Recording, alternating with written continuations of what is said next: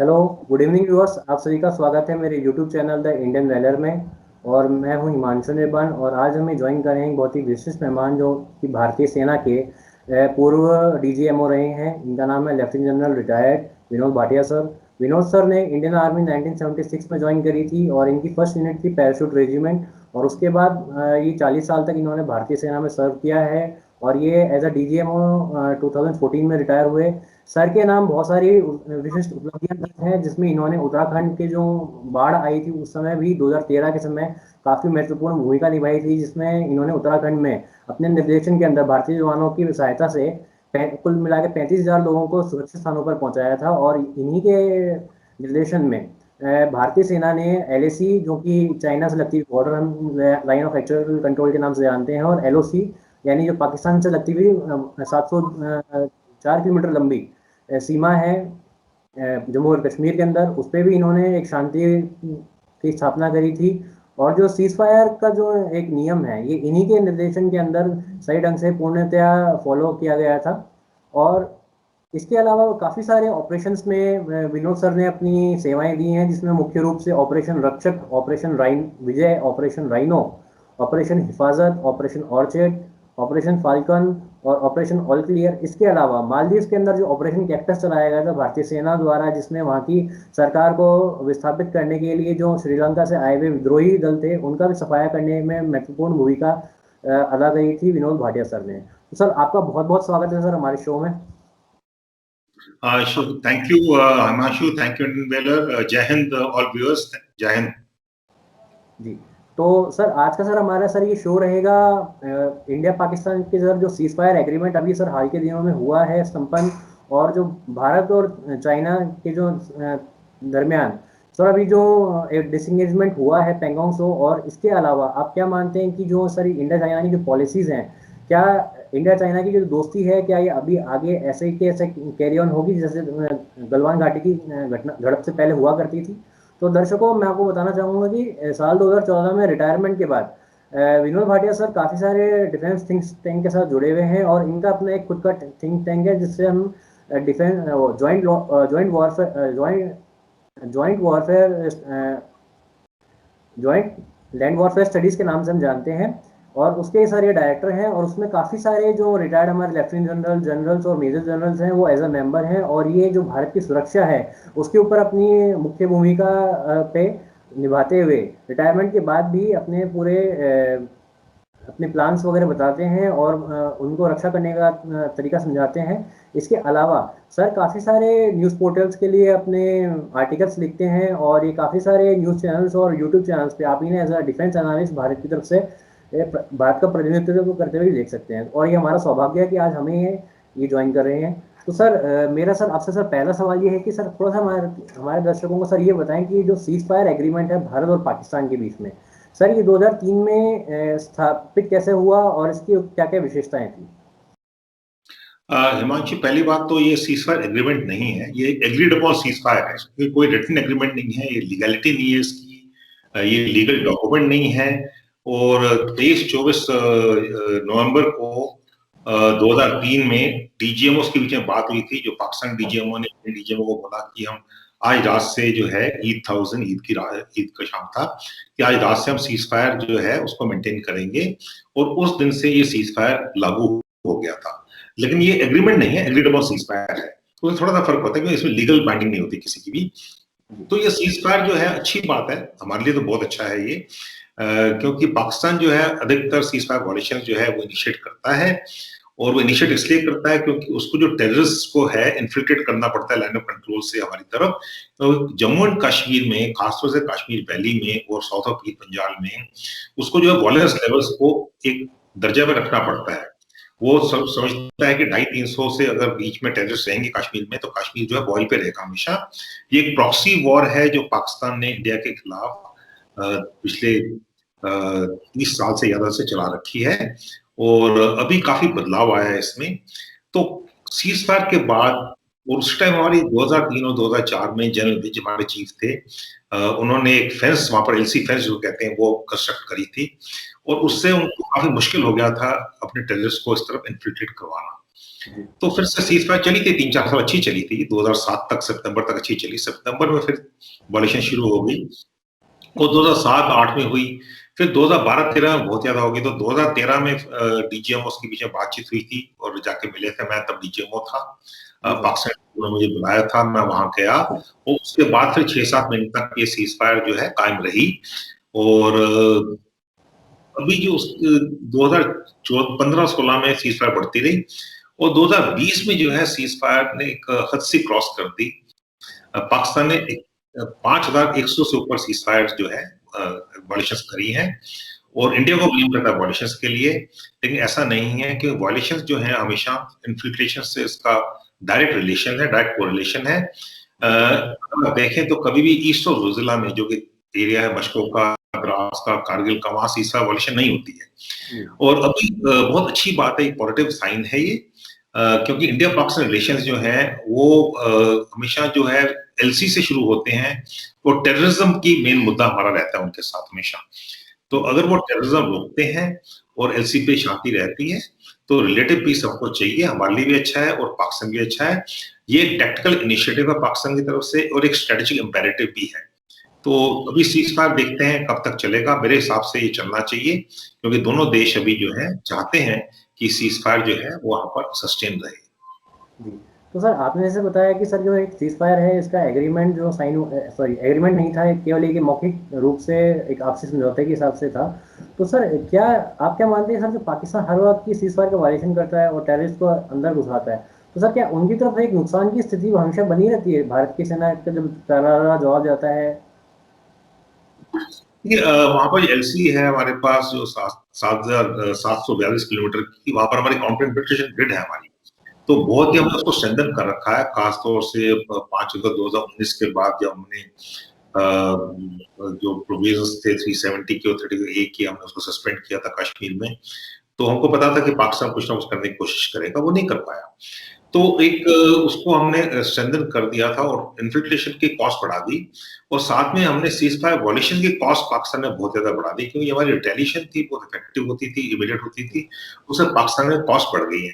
तो ये tactical level पर पाकिस्तान आर्मी जो है वो इंडिया पॉलिसी ड्राइव करती है, और पाकिस्तान आर्मी जो है वो ईस्ट में ही नहीं, वहाँ वेस्ट में अफगानिस्तान में भी उसकी प्रॉब्लम चल रही है, इंटरनल सिक्योरिटी इश्यूज भी है उनके पास। और मेन जो मुद्दा है, जो स्ट्रेटेजिक इंपेरेटिव है, जो पाकिस्तान जो पहले एक ना फ्रंटलाइन स्टेट होता था, स्ट्रेटेजिक उसकी जो पॉलिटिकल वैल्यू होती थी यूएस वगैरह को, खासतौर अफगानिस्तान के लिए, वो उसकी स्ट्रेटेजिक वैल्यू नहीं रही है। और इंडिया जो है, भारत जो है, आज एक रीजन पावर है, एक रिस्पॉन्सिबल पावर है, एक ग्लोबल लीडर है। तो ये जियो पॉलिटिक्स जो है, ये इसका खेल है ये थोड़ा सा इसमें। और पाकिस्तान की इकोनॉमिक हालत भी अच्छी नहीं है बिल्कुल भी, जी। तो इसलिए पाकिस्तान को भी सीज फायर चाहिए। और इंडिया को हमेशा, इंडिया तो पीसफुल नेशन है ही है, लेकिन हमको सीज फायर चाहिए, लेकिन अपने टर्म्स पे चाहिए, जहां पर हम कहते हैं कि आप टेररिस्ट को रोकें, टेररिज्म को रोकें। अगर सीज फायर चलता है तो जरूरी बात है, जो उनके लिए इन्फिल्ट्रेट करते हैं जो टेररिस्ट को एलसी के क्रॉस, उनके लिए बहुत मुश्किल हो जाएगा वो। और इससे हमारे जो वैसे भी जम्मू एंड कश्मीर और खासकर कश्मीर वैली में देखें, 2019 के बाद वायलेंस लेवल्स वहां पर बहुत कम हुई हैं, एक रिलेटिव पीस है वहां पर, और इसका फायदा जो है वो साइलेंट मेजोरिटी देख रही है। अभी 40,000 जो है वहां के यूथ जो हैं, वो इंडियन आर्मी ज्वाइन करने के लिए उन्हें एप्लीकेशन दी है। तो ये एक बहुत बड़ा बदलाव जो है अंदर से एक जो कश्मीर में आ रहा है, और ये देखने को मिल रहा है, क्योंकि वहां पर जो पीस का डिविडेंड है, जो पीस का डिविडेंड लोग देख रहे हैं वहां पर, टूरिज्म थोड़ा थोड़ा शुरू हो गया है। देखिए 2019 तो वहां पर जो हुआ था, 2020 में पेंडेमिक हो गया, तो इकोनॉमिक डेवलपमेंट नहीं हुई जो होनी चाहिए थी। तो मुझे उम्मीद है कि 2021 में वहां पर इकोनॉमिक डेवलपमेंट होनी चाहिए, वहां पर एजुकेशन को बढ़ावा देना चाहिए, वहां पर एम्प्लॉयमेंट जनरेशन होनी चाहिए। अगर ये होता है तो आप देखेंगे कश्मीर में अगले 3 से 4 साल में काफी टर्न अराउंड हो जाएगा। और खासतौर से जो डिस्ट्रिक्ट डेवलपमेंट की इलेक्शंस हुई हैं वहां पर, वो भी बहुत महत्वपूर्ण थी, और एक सब पूरे कश्मीर ने, जम्मू कश्मीर ने पार्ट लिया उसमें। तो ये भी दर्शाता है, पूरे वर्ल्ड को दर्शाता है कि हम जम्मू एंड कश्मीर में 370 हटाने के बाद वहां पर रिलेटिव शांति है, रिलेटिव पीस है। और पाकिस्तान जो है इसको समझता है, और वो नहीं वो अभी उसके पास इकोनॉमिक हालत इतनी खराब है कि वो इसको सस्टेन नहीं कर पाएगा, और इंडिया ने एफएटीएफ में भी उसका कॉस्ट बढ़ा दिया है। जी। तो सर आप क्या मानते हैं कि सर जो पाकिस्तान की जो हरकतें हैं एलओसी पे, सर क्या वो चाइना को ध्यान में रखते हुए बढ़ाई गई थी? क्योंकि जब चाइना ने गलवान घाटी की झड़पों के बाद अभी पैंगोंग त्सो से अभी डिसंगेज किया है, तो क्या आप क्या मानते हैं कि इस डिसंगेजमेंट का असर अब पाकिस्तान पे भी दिखने लगा है साहब? देखिए, ये जरूरी बात है। एक फैक्टर है कि जो चाइना में डिसएग्रीमेंट हुआ है, तो पाकिस्तान को भी लगा है कि पाकिस्तान सोच रहा था कि हमारी जो फोर्सेस हैं वहां से हम निकाल के चाइना के बॉर्डर में भेजेंगे, वो नहीं हुआ।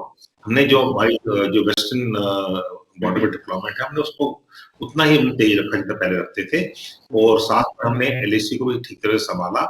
तो जरूरी बात है, पाकिस्तान को ये लगा कि अभी जो इंडिया है वहां से हटने नहीं वाला है, और वहां पर कॉस्ट हमने बहुत बढ़ा दी। और एलएसी में जो डिसीजन प्रोसेस शुरू हो गया है, उससे उसको ये भी लगा कि अभी यहाँ पर देखिए, आपको नेबर्स तो रहना पड़ेगा उनके साथ में।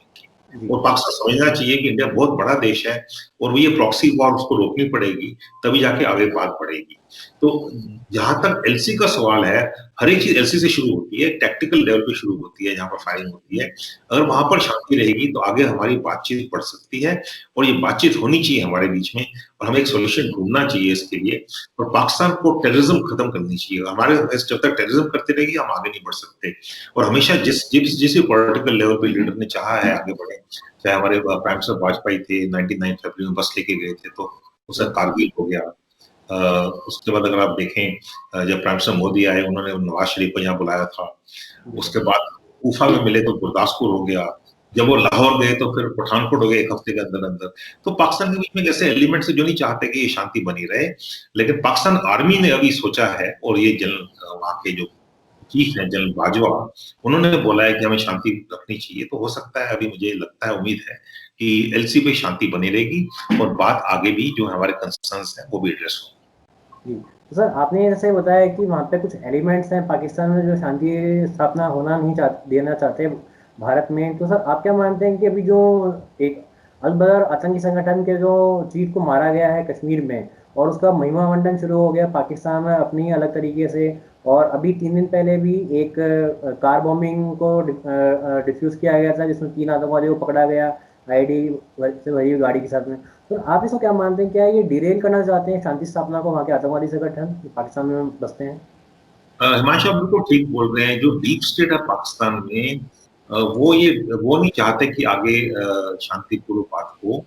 और उनका जो रेलिवेंस है, जो इकोनॉमिक रेलिवेंस है पाकिस्तानी आर्मी का, जो उनका डोमेस्टिक रेलिवेंस है, जो उनका पॉलिटिकल रेलिवेंस है, वो एक एंटी इंडिया स्टैंस पे बना हुआ है। जब तक इंडिया के साथ वो लोगों को बोलते रहेंगे कि इंडिया ऐसा कर देगा, वैसा कर देगा, इंडिया आपको बांट देगा, इंडिया आपको तोड़ देगा, जैसे इसने पहले 1971 में किया, तो उनका जो पॉलिटिकल रेलिवेंस है, डोमेस्टिक रेलिवेंस है, और पाकिस्तान आर्मी इकोनॉमिक रेलिवेंस भी है। इकोनॉमिक एक इकोनॉमी है, उनकी अपनी इकोनॉमी है पाकिस्तान की।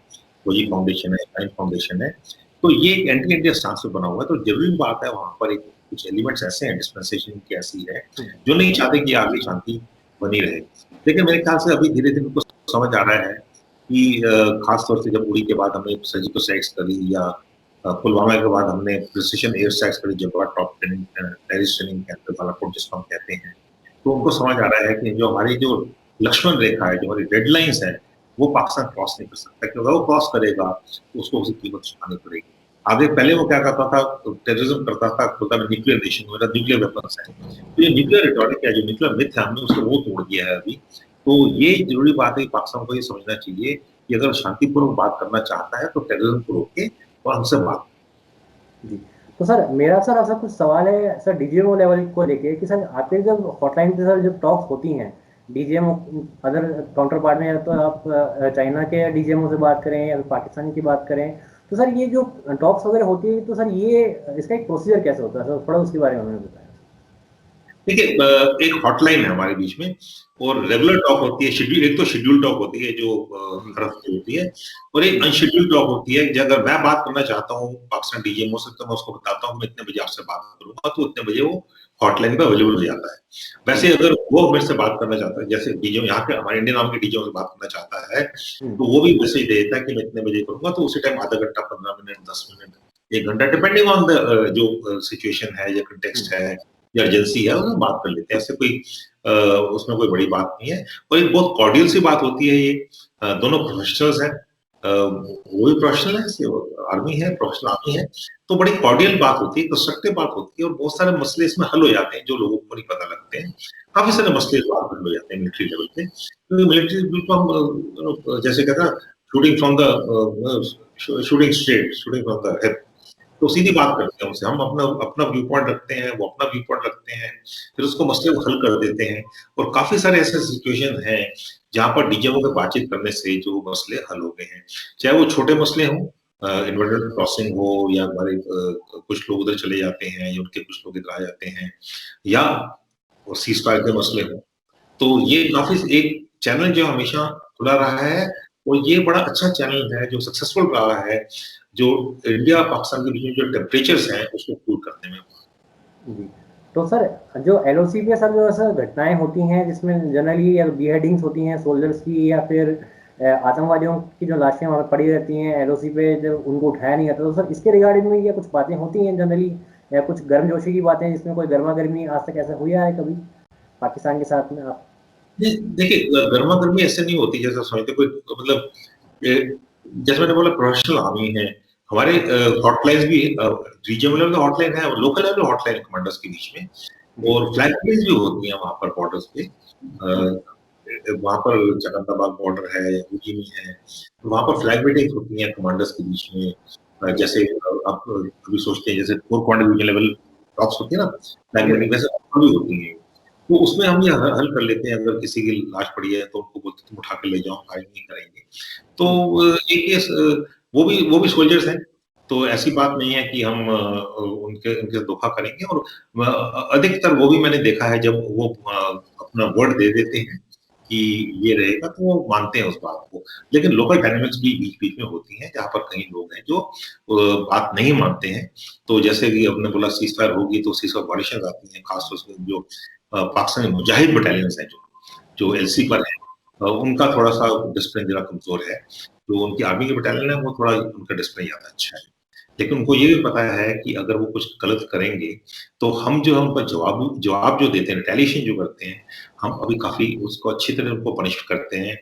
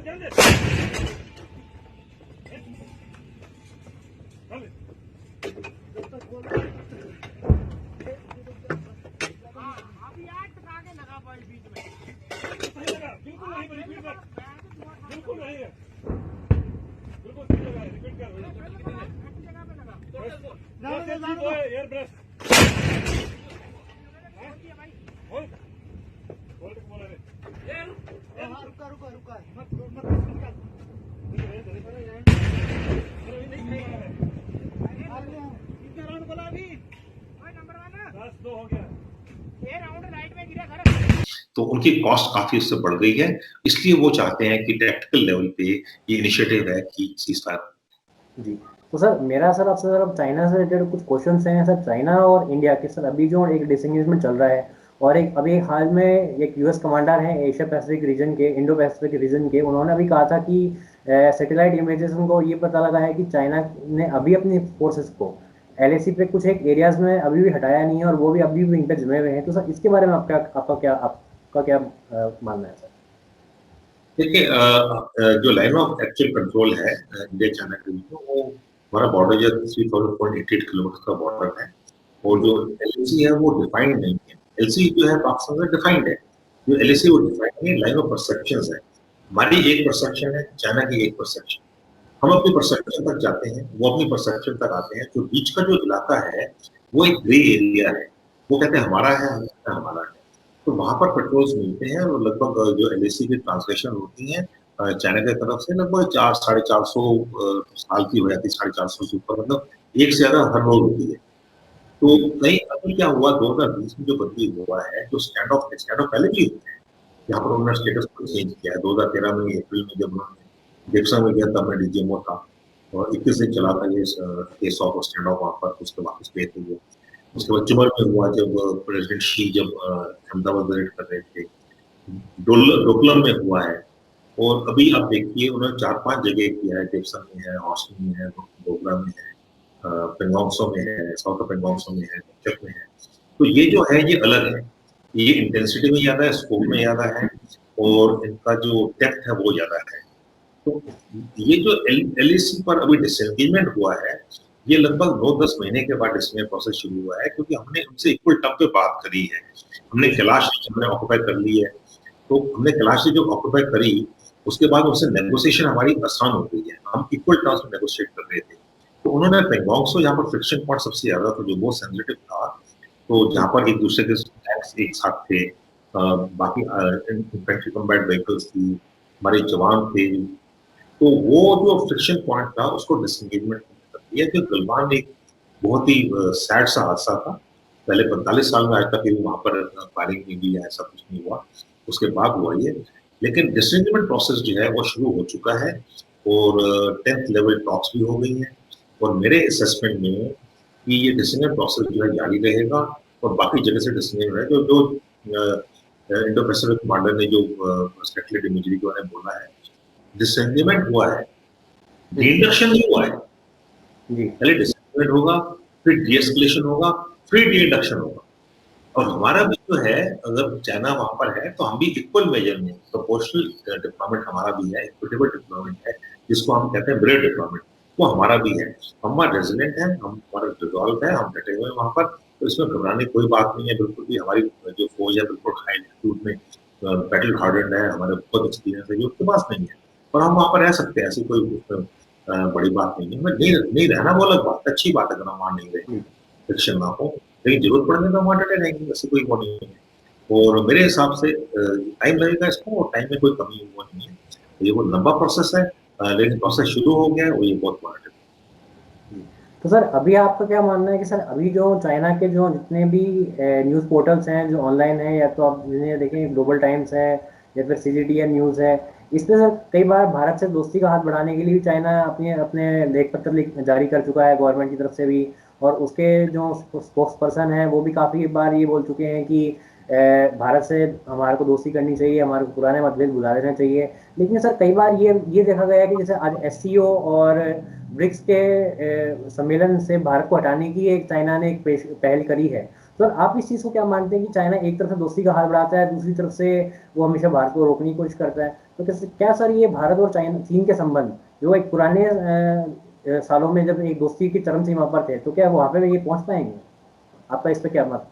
नहीं, देखिए, गलवान के बाद जो इंडिया चाइना रिलेशंस हैं, उसकी जो सेंट्रलिटी जो है वो एलएसी है अभी, जो पहले नहीं थी। चाइना कहता है कि हम एलएसी को भूल जाएं, बॉर्डर डिस्प्यूट को भूल जाएं और आगे बढ़े। वो नहीं हो सकता, इंडिया में नहीं हो सकता है। जो एलएसी की जो सेंट्रलिटी है इंडिया चाइना रिलेशन, वो हमेशा रहेगी। वो खासतौर से गलवान के बाद, देखिए 1962 में जो हम कहते हैं जो हमारे साथ धोखा हुआ था, उसको वो जनरेशन जो है वो भूल गई थी, वो नई जनरेशन जो उसको उसको भूल रही थी। इंडिया चाइना रिलेशन बहुत अच्छे चल रहे थे, हमारा लार्जेस्ट ट्रेडिंग पार्टनर्स है चाइना और इंडिया। लेकिन गलवान के बाद अभी जो नई जनरेशन है, जो हमारी 550 मिलियन जो यूथ जनरेशन है, वो नहीं भूल सकती उसको, वो हमेशा दिमाग में रहेगा कि देखो चाइना ने फिर से धोखा किया हमारे साथ। तो ये चाइना ये समझता नहीं है, उसको समझना चाहिए कि जो पीपल है वो बहुत जरूरी होते हैं, पीपल बहुत important. It's not only the army, it's a nation, it's nation made out of people. और पीपल ही उसको विश्वास नहीं करेंगे तो कैसे कैसे आगे बढ़ेगा रिलेशनशिप। तो हमारा जो इंडिया चाइना रिलेशनशिप है वो रिव्यू जो है रिसेट होगा, और ये रिसेट होने होगा, उसकी स्टेबिलिटी जो है वो हमेशा एलएसी ही रहे। अगर एलएसी में शांति नहीं रहेगी तो इंडिया चाइना रिलेशन शांति नहीं हो सकती है। ट्रेड चल रहा है हमारा, नहीं चल रहा। तो ये चाइना को समझना चाहिए कि हमारी जो टेरिटरी इंटीग्रिटी है वो बहुत जरूरी है, और हम उस पर वहां डटे रहेंगे। हमारी स्ट्रेटेजिक इकोनॉमी बहुत जरूरी है, वो मल्टीलेटरलिज्म हमारे हमको विजन पावर है। आप देखिए कि क्वाड चल रहा है, हम ब्रिक्स के मेंबर हैं, इप्सा के मेंबर हैं, एससीओ में मेंबर हैं, थोड़ा ट्राइलेटरल भी आ रहा है इसी का, रशिया इंडिया चाइना का ट्राइलेटरल भी है। तो अभी ब्रिक्स में तो अभी India is the president of the BRICS summit, 13 BRICS summit जो इंडिया में होगी। तो देखते हैं आगे इसको चाइना कैसे हैंडल करता है, क्योंकि चाइना ने रास्ते ढूंढने भी हैंडल करने के। हमने तो अपने इरादे साफ कर दिए, स्टेटस को एंटी चाहिए, आप आए हैं आप वापस जाइए। जो अप्रैल 2020 में था वो होगा, वो पेंगोंग में हो चुका, बाकी जगह भी हो जाएगा। जी, तो सर आप क्या मानते हैं कि सर अभी जो क्वाड की एक बैठक हो रही है आज और कल के अंदर, जिसमें प्रधानमंत्री भारत के श्रीमान नरेंद्र मोदी जी और जो बाइडेन अमेरिका के राष्ट्रपति, ऑस्ट्रेलिया के राष्ट्रपति और जापान के प्रधानमंत्री वो इसको हेड कर रहे हैं एक वर्चुअल समिट में। तो सर इससे क्या आपको लगता है कि सर चाइना के अंदर इतनी जो अभी एक गर्मा गर्मी चल रही है चाइना के साथ में, और चाइना को क्या इससे कुछ एक डर की स्थिति उत्पन्न होगी चाइना के दिलों दिमाग में, वहाँ की गवर्नमेंट में? चाइना जो है वो इंडिया के साथ ही नहीं, हर एक जगह वो थोड़ा एग्रेसिव रहा है, थोड़ा काफी एग्रेसिव रहा है, थोड़ा तो नहीं है वो। साउथ चाइना सी में देखिए उसने क्या कर रखा है, आइलैंड्स बना दिए हैं, ऑक्यूपाई कर लिए हैं, बेसिस बना दिए हैं वहां पर। और उसका जो मेन जो इंडिया का मुद्दा है, जो देखिए हमने BRI को नहीं, जो उसको बेल्ट एंड रोड इनिशिएटिव, हमने एक ही देश था जिसने उसको बिल्कुल ना एंडोर्स नहीं किया, अपोज किया जिसने उसको, ठीक है। तो उसने मलेशिया के साथ किया, वियतनाम है, इंडोनेशिया है, फिलीपींस है। तो चाइना ने तो हर जगह रखा, तो उसको चाइना को कंटेन करना पड़ेगा। और कंटेन जो है, चाइना ग्रोइंग पावर है हमारे साथ, मतलब 5 गुना ज्यादा से पॉपुलेशन पावर है। तो उसको कंटेन करने के लिए वो बाइंड टू बैलेंस करना पड़ेगा, उसको बैलेंस करना, बाइंड करना पड़ेगा। बाइंड किसका करेंगे? जिनके साथ हमारे इंटरेस्ट का कन्वर्जेंस है, जिनका हमारा इंटरेस्ट ऑफ कॉन्ग्रुएंस है। ऑस्ट्रेलिया है, जापान है, USA है। तो अगर हम और क्वाड जो है बहुत अच्छा है, क्वाड प्लस भी होगा। अभी फ्रांस भी क्वाड का बीच में आया है, इंग्लैंड भी आ रहा है, तो बाकी देश भी हैं। तो हर एक को देखना है कि उसके इंटरेस्ट क्या है, और हमको एक कॉमन एजेंडा लेके चाइना को बैलेंस करना पड़ेगा, और वही हो रहा है। ये क्वाड बहुत अच्छा है, जो प्रेसिडेंट जो बाइडेन ने जो अभी करा है, एक पॉलिसी है USA की, उसको फॉलो कर रहे हैं वो। और क्वाड जो है अच्छा, उसको काउंटर बैलेंस है चाइना की। जी, तो सर आपका बहुत बहुत शुक्रिया सर आज हमें समय देने के लिए। सर आशा करते हैं कि सर आगे भी आपसे मुलाकात होती रहेगी और कुछ नए टॉपिक्स पर डिस्कशन चलता रहेगा। तब तक के लिए सर बहुत बहुत धन्यवाद। जय Hind sir. Thank you Himanshu, thank you India, जय हिंद।